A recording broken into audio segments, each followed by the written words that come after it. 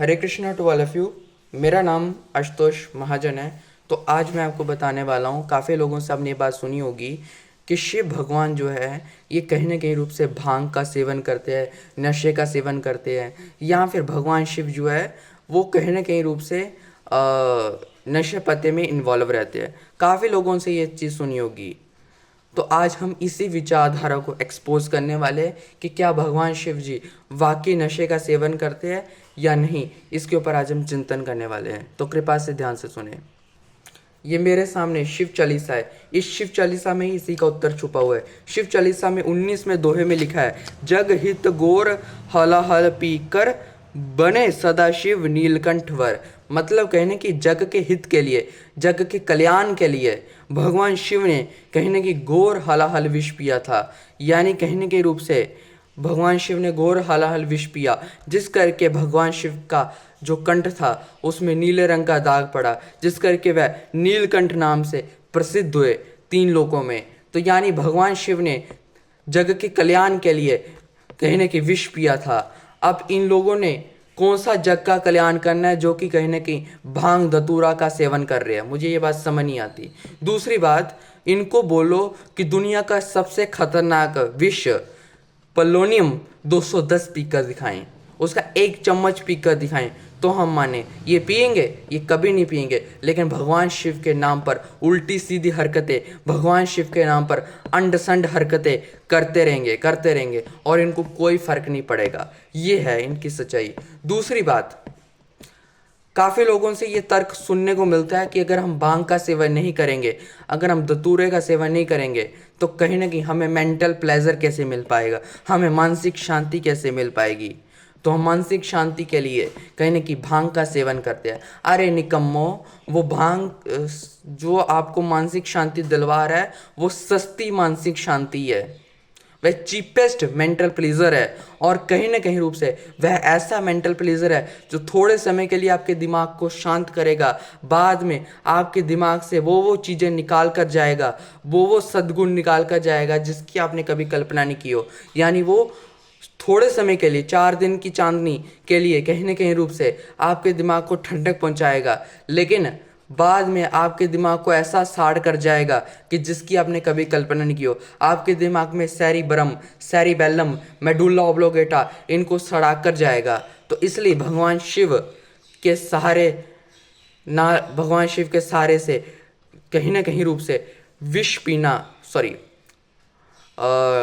Drugs का seven करना, नशे का सेवन करना, भांग का सेवन करना कम कर दीजिए, तो ही आपके लिए ठीक रह पाएगा।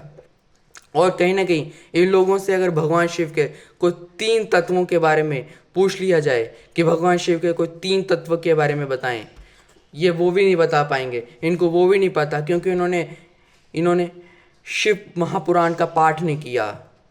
अगर इन्होंने शिव पुराण पढ़ा होता तो उसमें लिखा है कि भगवान शिव के 3 तत्व है, ज्ञान, भक्ति, वैराग्य। तो इनमें ना ज्ञान है, ना इनमें भक्ति है, ना इनमें वैराग्य है। तो फिर ये कैसे भगवान शिव के भक्त हुए?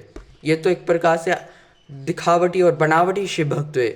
ये तो कहीं ना कहीं रूप से पाखंडी शिव भक्त हुए। जो असली शिव भक्त होगा वह ज्ञान नहीं होगा, वह कहीं ना कहीं भक्ति का पालन बहुत ही सही ढंग से करेगा और कहीं ना कहीं वह इन नशे पते की चीज़ों से दूर रहेगा। लेकिन जो नकली शिव भक्त होगा वह, उसके अंदर ज्ञान नहीं होगा, उसके अंदर भक्ति नहीं होगी, उसके अंदर वैराग्य नहीं होगा, वह सिर्फ ढोंग और पाखंड करता रहेगा।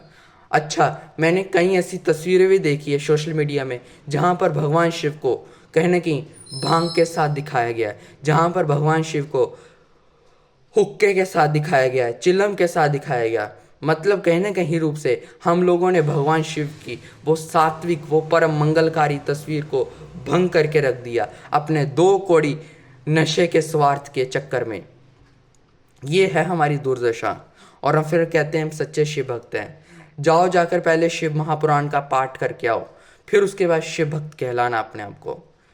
लेकिन इन लोगों ने ना शिव पुराण का पाठ करना, ना स्कंद पुराण का पाठ करना, ऐसे मुंह उठाकर आ जाना और कहीं ना कहीं शिव भक्ति की आड़ में कुछ भी करते रहना। कुछ भी माने कुछ भी अंड संड करते रहना। और फिर कहना कि हम सच्चे शिव भक्त हैं। ये हाल है इनका।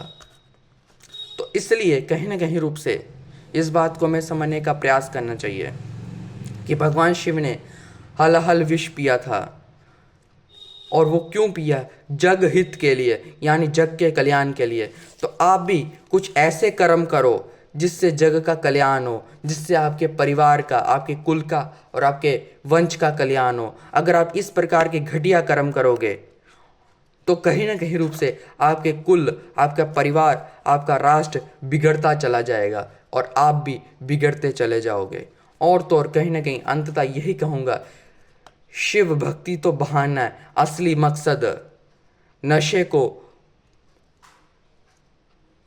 प्रमोट करना और करवाना है।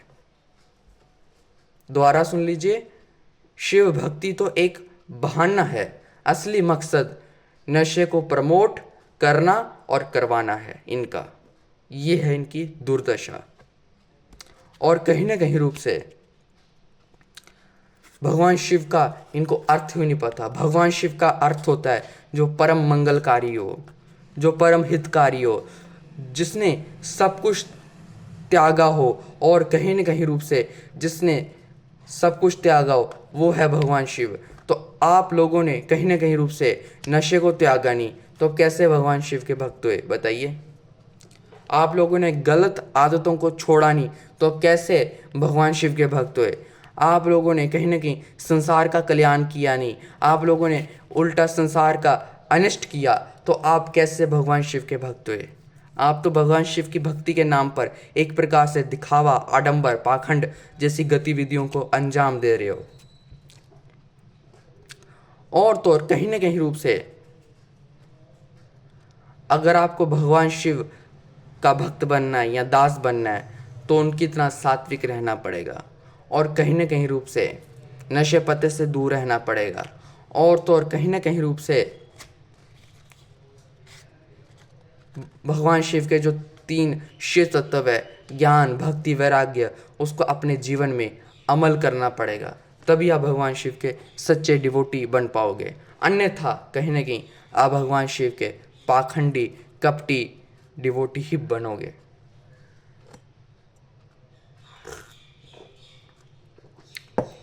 और तो और कहीं ना कहीं रूप से